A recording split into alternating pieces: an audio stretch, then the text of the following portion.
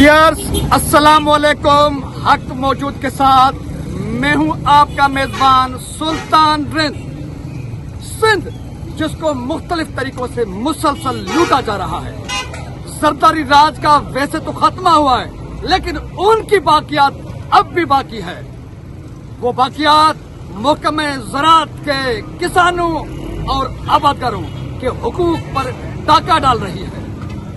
खाद के जरिए सिंध के किसानों और आबादकारों से करोड़ों और अरबों रुपए लूटे जा रहे हैं। इस लूट और कसूट के खिलाफ मैंने मुसलसल आवाज बुलंद किया है और आज मैंने मुलाकात की है सिंध सेक्रेटरीट में सेक्रेटरी ज़राअत सैयद एजाज शाह साहब से, और उनके सामने मैंने सिंध के उस माफिया का मौक़िफ़ रखा है, उस माफिया को बेनकाब किया है, उन माफिया के नाम बताए हैं सेक्रेटरी ज़राअत एजाज शाह साहब को, जिन्होंने खाद के जरिए सिंध के आबादकारों और किसानों को लूटना शुरू करके रखा है।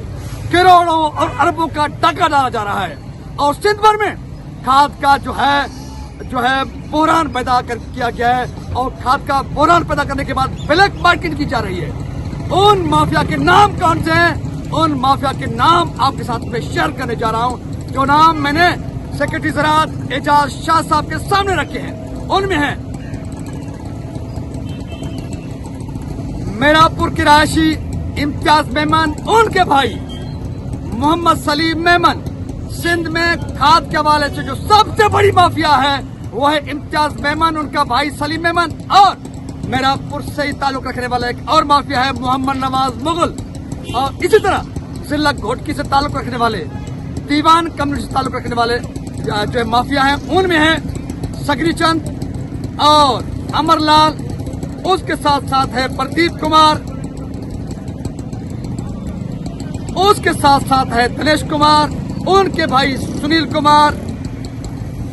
ये चंद माफियाज के वो अहम मरकजी सरगने हैं, किरदार हैं, जिनके नाम मैंने आपके साथ शेयर किए हैं। उनकी साथारी बहुत सारे हैं, बहुत बड़ी चैन है, और इन्होंने साबिक़ दौर में ज़रदारी राज के दौरान जब सूबाई वजीर मंसूर वसांत थे ज़राअत के, तो आज मेरी जब मुलाकात हुई सेक्रेटरी ज़राअत सैयद एजाज शाह साहब से उनके दफ्तर में, और उनके सामने मैंने सारी सूरत रखी और इन माफियाज के नाम बताए जो ब्लैक मार्केटिंग कर रहे हैं, सिंध के लोगों से जो है करोड़ों अरबों रुपए लूट रहे हैं। और उसके बाद सेक्रेटरी ज़राअत सैयद एजाज शाह साहब ने कमिटमेंट किया है कि वो इन जेली जो है कंपनीज और माफिया के खिलाफ एक्शन में आएंगे, उनके खिलाफ कार्रवाई होगी, उनके लाइसेंस मनसूख किए जाएंगे।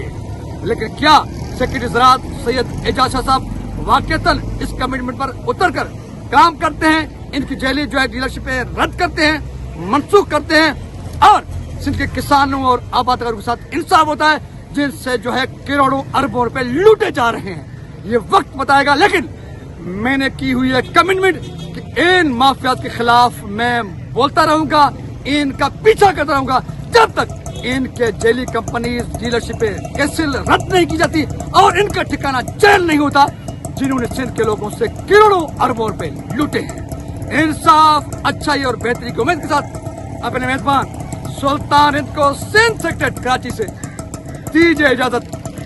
सिंध सलामत, साथ सलामत, पाकिस्तान जिंदाबाद।